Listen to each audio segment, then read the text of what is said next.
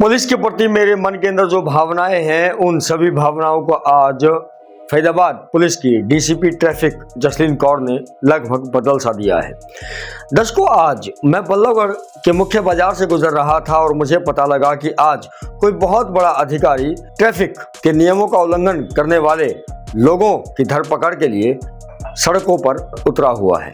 जब मैंने जानने की कोशिश की कि आखिरकार वो कौन अधिकारी है, तो पता लगा कि वो अधिकारी हैं फैजाबाद पुलिस की डीसीपी ट्रैफिक जसलीन कौर। जसलीन कौर पैदल मार्च करती हुई नजर आई और सड़क पर रेहड़ी लगाने वालों को ये समझाते हुए नजर आई कि आप लोगों के द्वारा इस तरह से रेहड़ी को सड़क पर खड़े कर देने की वजह से किस किस तरह की दिक्कतें आती हैं। रेहड़ी वालों से जब हमने बात की तो रेहड़ी वालों ने कहा कि मैडम कह तो सही रही हैं, पर हम क्या करें, हमारे पास इसके अलावा कोई और इलाज नहीं है कि हम अपना सामान बेच पाएं। खैर, ये तो रही रेहड़ी वालों की समस्या। डीसीपी ट्रैफिक आज बल्लभगढ़ बस स्टैंड के सामने करीब 1.5 से 2 घंटे रही।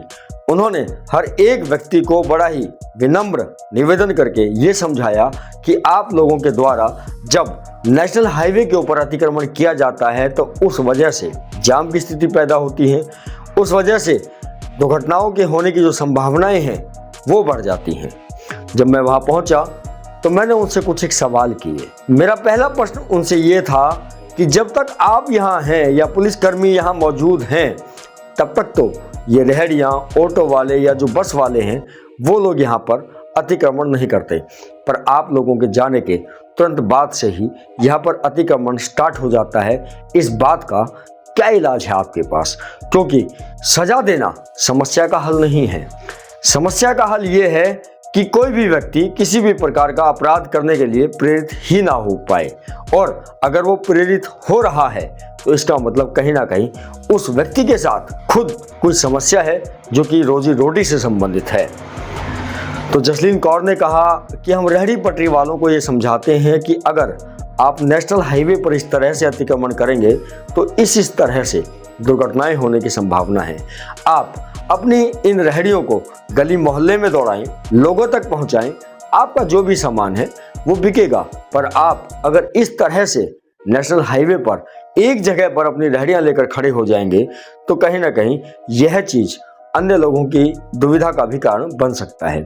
देखिए क्या कहा डीसीपी ट्रैफिक जसलीन कौर ने। और जिन्हें आप तस्वीरों में देख रहे हैं, ये हैं फैजाबाद की डीसीपी ट्रैफिक जसलीन कौर। जसलीन कौर आज बिल्कुल धरातल पर उतरी और मैं वाकई में स्तब्ध था देखकर कि पैदल मार्च कर रही हैं अपने पुलिसकर्मियों के साथ इस चीज़ को लेकर कि यहाँ बहुत ज़्यादा जाम की स्थिति रहती है, उसको लेकर आज ये यहाँ पर मौजूद हैं। क्या कहेंगी मैम?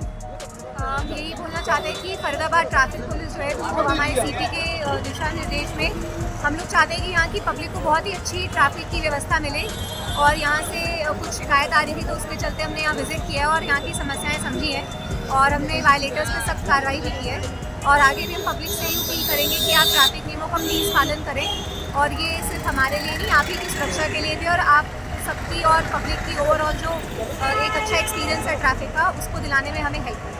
एक सबसे बड़ी समस्या जो यहाँ पर है वो ये है कि जो प्राइवेट बस ऑनर्स हैं वो लोग यहाँ सड़क पर गाड़ी खड़ी करके अपनी सवारियों को उतारते हैं और चढ़ाते हैं, जिसकी वजह से जाम की स्थिति पैदा हो जाती है। तो इस तरह के जो बस संचालक हैं उनके ऊपर कोई कार्रवाई की जाएगी मैम? जी, हमने आज भी एफआईआर रजिस्टर किए और चालान भी किए और हम इनके साथ मीटिंग भी करेंगे और इनको हम जो भी हमारा आगे का फ्यूचर कोर्स उसके बारे में बताएंगे। और ये बिल्कुल ही गलत है, अगर ट्रैफिक व्यवस्था में या पब्लिक को